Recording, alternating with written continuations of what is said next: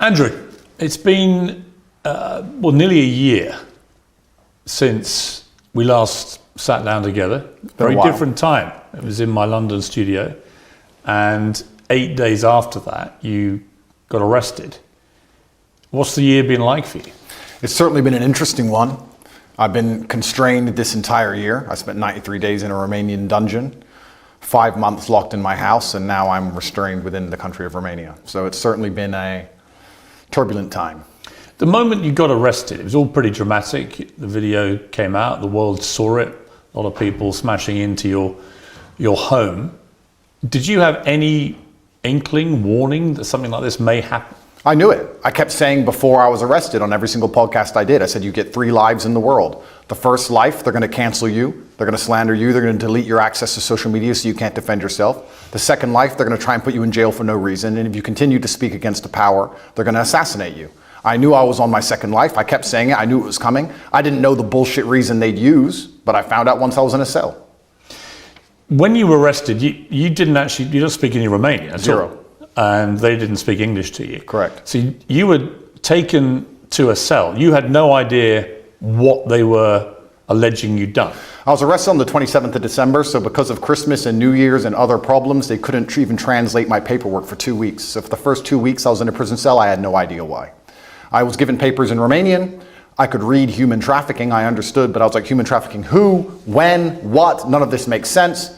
I waited 2 entire weeks inside of my cell before I was given an English translation, and then I realized exactly how ridiculous the whole case was. Just to clarify, I am accused of helping my friends get big on TikTok. That is what I'm accused of. I told some girls I know how to post on TikTok to become viral when I was at the time the most viral person on the planet. And they are saying I'm a human trafficker for that reason. It is insane. Well, we'll come to what you've been accused of. It's more serious than the way you've categorized it, but we'll come to that.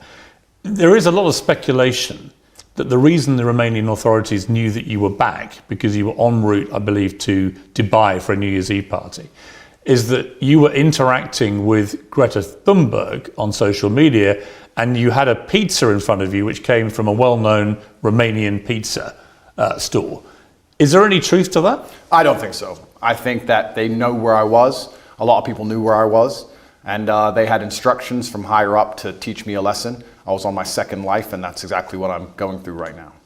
There's an irony to your situation, because you always said the reason you came to Romania was precisely because you thought you could avoid being in this situation. Well, I loved Romania, and it's a strong Christian nation with strong traditional values. I want a life where I'm left alone by government. I don't believe in big government. I'm trying to avoid that. It felt like Romania was a place which was very safe societally, and the government was not too interested or involved in people's lives. But things change. Also, your freedom and your ability to speak the truth is heavily correlated to your insignificance. When you become large and people start listening to what you say, you soon realize you no longer have freedom of speech. And it doesn't matter where you are on the planet. If they decide you must be assassinated, you will be assassinated. You in jail, what was that like? Romanian jail is not English jail. Describe it. What was the cell like? I have to be careful what I say because I don't want to insult the Romanian justice system, which I'm still beholden to. However, it's exactly as bad as people would expect it to be. Luckily, it was in the winter, so the cockroaches were not too bad. It was also during Ramadan, so I didn't have to eat so much, which was helpful because of the situation. I think the most stressful thing about it is I had no idea how long I was going to be in there for. I was dragged from my house. I was given papers in Romanian. I didn't know why I was there. I found out why I was there, and it was garbage. I couldn't seem to get out. I could have been held for years. It's very stressful. And the best thing you can do is turn to God and train as hard as possible. I did thousands of push-ups a day every single day. Were you in solitary in this period, 3 months? No, I wasn't in solitary the entire time. Sometimes I was by myself. Sometimes I was with other guys, and sometimes I was with my brother. So, when you were on your own, were they keeping you in there for 24 hours a day? Were you allowed out? No, I wasn't allowed out. There was no yard time. It was 24 hours a day, locked in a single room, probably 3 or 4 steps large, and you do nothing but stare at the wall. And How many days did you do that for, on your own? 11, 12. I mean, that's a pretty grim scenario for anyone. Life's grim. For you, always being Mr. Confident, you said, interestingly, that you wouldn't categorize what you were feeling as depression because you don't believe in the concept of depression. You and I have argued about that before. But it sounds to me, from what I've seen you say when you've talked about this, that was pretty close to depression, what you were feeling. Life's grim. And if you want to be a superhero, you have to understand in every single superhero movie, he is losing for 80% of the movie. He's going to suffer for the majority of the movie before he wins at the end. I've always wanted an exceptional life, Piers, and I'm not a coward. And I knew that by telling the truth about certain issues, I was going to pay the price for it. So I won't say that I deserve to be in jail, but I certainly put myself in there by telling the truth to the populace and telling the truth and living. But when you're on your own in that cell, what were you thinking? It's a long time to self-reflect, right? It certainly is.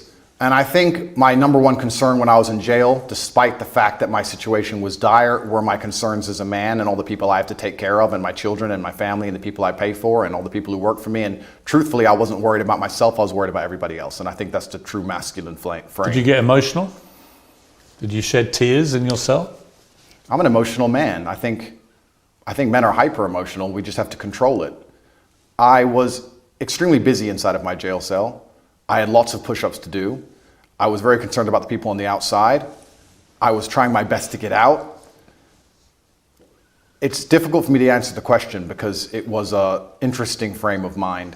I knew that God was watching and I had to perform. It's very difficult for me to go through life saying I'm the top G, I'm this, I'm that, and speak about mental resilience and mental toughness, and then the second I'm thrown inside of a solitary confinement cell, cower out. I'm not that person. There's some other people who talk about mental toughness and want to give advice, and when bad things happen to them, they end up addicted to prescription drugs. I'm not a coward and I'm not a liar. No, but it would be perfectly natural to be emotional in that scenario, and there's no shame in admitting that. I was emotional. I missed people. I missed them, and I knew they missed me. So I felt a strong sense of missing. But you cried. There were tears that ran down my face, but I did not cry.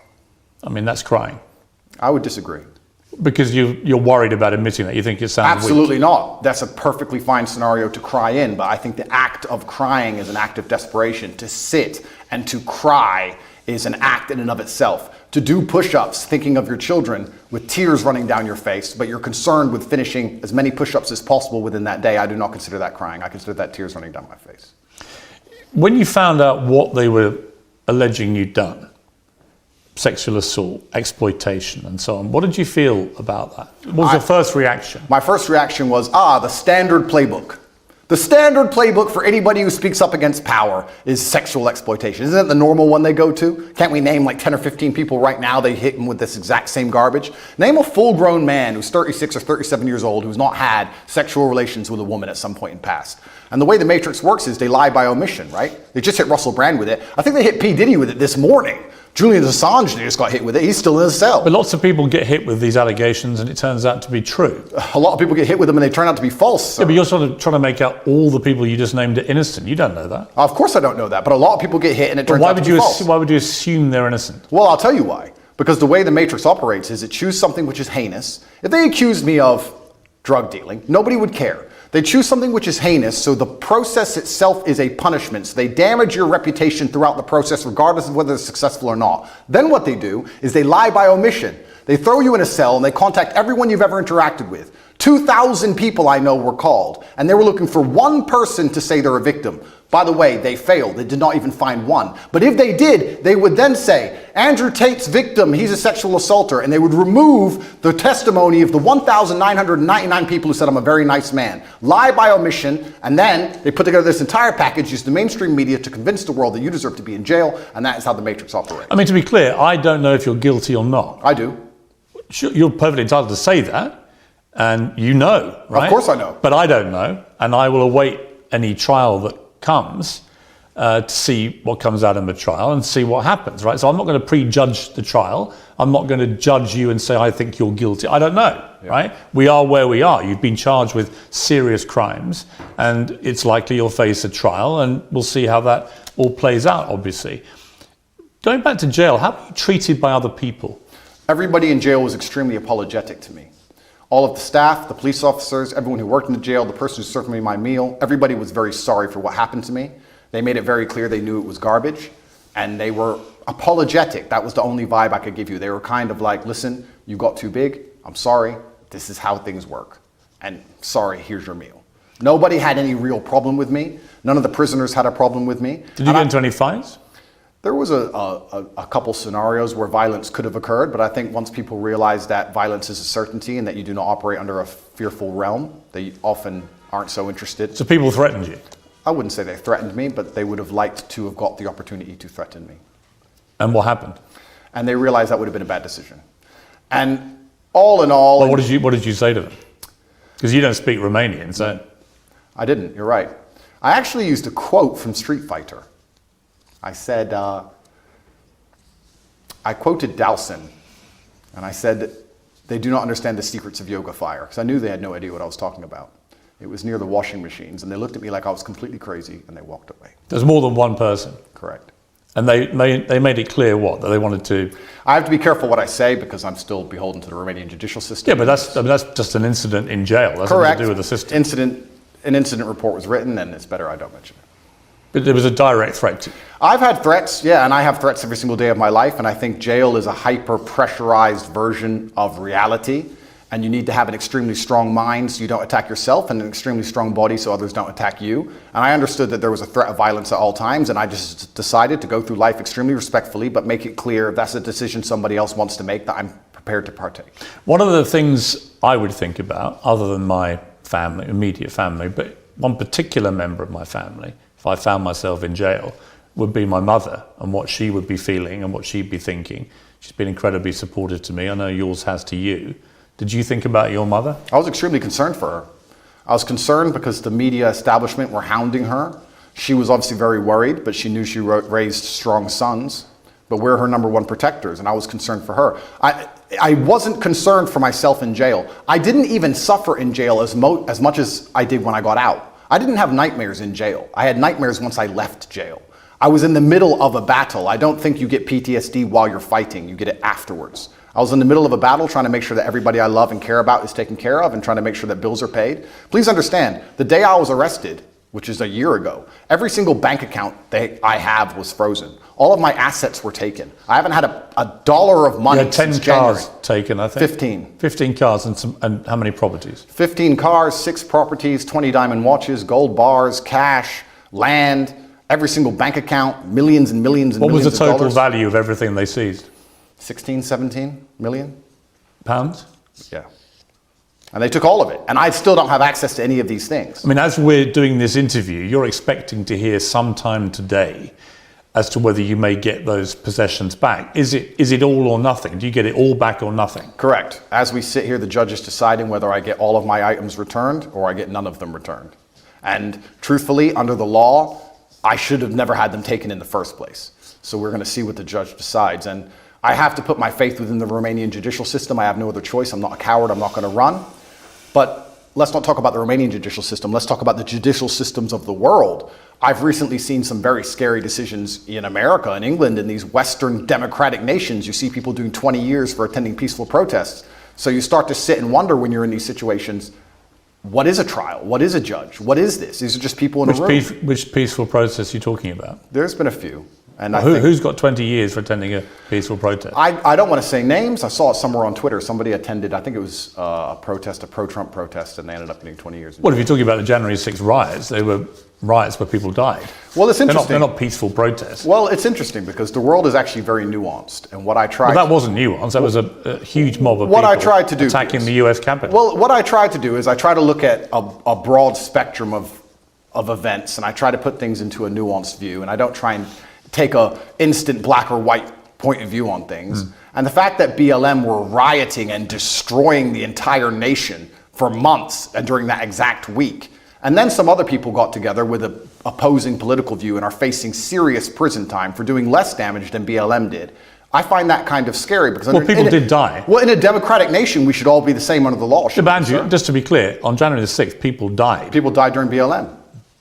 I mean, there are certainly inconsistencies in the way groups of people have been policed. I think that's the same. That's the same whether you're talking about the BLM marches to the pro-Palestinian marches and so on. Right? There's a lot of inconsistency. Well, then we agree. There's a lot of inconsistency in global policing. I think that's a perfectly valid thing to say. But the idea that someone's got 20 years for being in a peaceful march is not true. The ones who've got the lengthy prison sentences have been held account for serious crime. I'm not even condoning January 6th.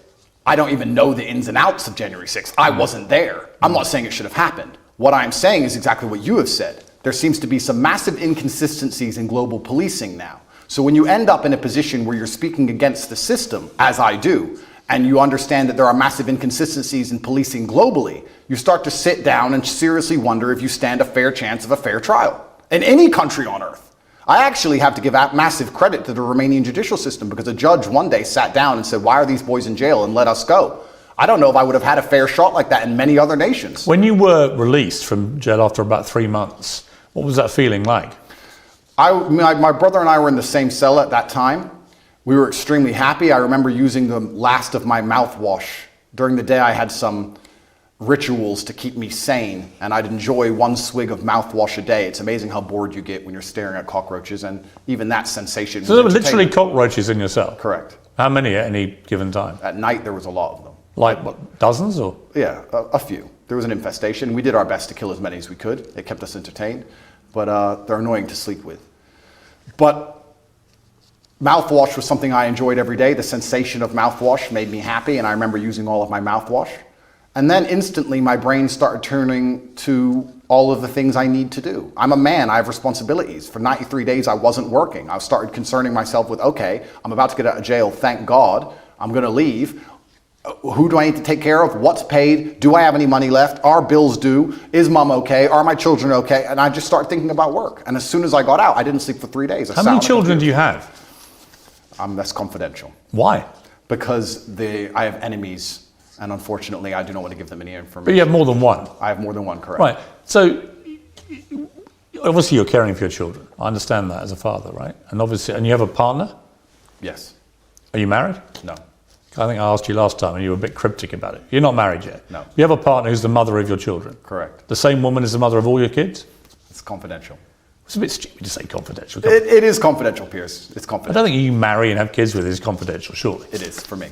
Really? Of course, I am basically #1 enemy of the state, Piers. Look what they've done to me. What have they put me in jail for? At the beginning of this garbage, people were sitting there thinking, maybe he's a human trafficker. It's been a year. Who? Show me a picture. Show me a video. Who's even a victim? There's nobody. The whole thing is made up. Well, we're going to come to what they say you've done, right? We're going to come to that. But I'm just curious.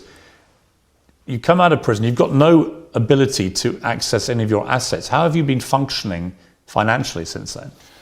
I believe in prayer and I trust in God. Well, prayer doesn't pay the bills. And I do my very best. But prayer doesn't pay the bills. Unfortunately, absolutely everything I own was seized by the Romanian state, so I'm just going to have to survive and do my very best. Yeah, but how? I'm doing my very best, Piers. Have you got wealthy benefactors helping you? I'm doing my very best. I wish I had wealthy benefactors. I wish I had people on my side. Yeah, but you can't function on no income at all. Seems you can. How? I'm doing my very best, Piers. What does that mean? It means I'm doing my very best. Absolutely everything I own is taken by the Romanian state. I don't have anything they don't have. How do you pay for food? I just have to do my best. What does that mean? It means that I believe in God and I pray. Well, God's not going to pay your bills. God has been paying my bills so far, it seems. It's amazing how far faith can take you. It's often when you have absolutely nothing left, people turn to faith, but you should turn to faith first, and you should believe in God when things are good, and He will be there when times are bad. Initially, you were put on this sort of rolling 30-day house arrest, and they kept renewing that month by month by month. And then in June, you and your brother and 2 others were formally charged with rape, trafficking, and forming an organized crime group to sexually exploit women. And there were 7 alleged victims named in the indictment. You said at the time, I look forward to being found innocent. You said earlier, who are these women? Well, there are 7 named in the indictment. Yeah, have you seen the videos of them on the internet saying we're not victims? They made us be victims. We told them we weren't victims. Well, that will all presumably be analysed in a trial. Do you know when the trial may be? I have no idea. It's going to be a long... Do you believe it will happen? I'm not sure. It could get to a point where a judge, anytime before the trial, decides his case is garbage and throws it away. If you ask me what I believe happened, it's very simple. They threw me in a jail cell knowing they had no case, knowing they had no victims, but they thought if they plaster me all over the MSM and they say that I'm a bad person and they call enough people, they will find the case they want. They couldn't find it. You name the date they charged me. They had 6 months to charge me. Usually the Romanian state, even the American embassy confirms to me, charges within 30 days. With me, they used all 6 months trying to build a case and find actual victims of an actual crime. They couldn't. They charged me on the very last possible day they could, unless they'd have to drop the entire case. And they charged me with garbage because they have nothing. There are no victims. I've done nothing wrong. And they've tried very hard. And let me say something very pertinent to the audience here. It's very difficult when you're thrown inside of a jail cell. You do not have access to social media. You do not have access to money. The entire MSM establishment are calling you a bad person. Hotlines are set up saying, if Andrew Tate's ever hurt you, call this hotline. You're a rich person where people may want to get money from you and exploit you and extract resource from you. And they're sitting here calling anyone you've ever known. They called my gardener's daughter, who I've never even spoken to, asking if I've ever done anything wrong to her or said anything wrong to her, trying to find victims of a crime that don't exist. It's actually a miracle from God that no one's come out trying to extract money from me. Whole thing is garbage. They could do this to anybody. Piers, they could do this to you. They could put you in a cell, put all over the media you're a sexual exploiter, and for 3 months talk about how bad you are when you can't defend yourself, and call everyone you've ever interacted with. And if anybody you were ever rude to once decides they want a payday or some fame, they can use it against you. It's insane.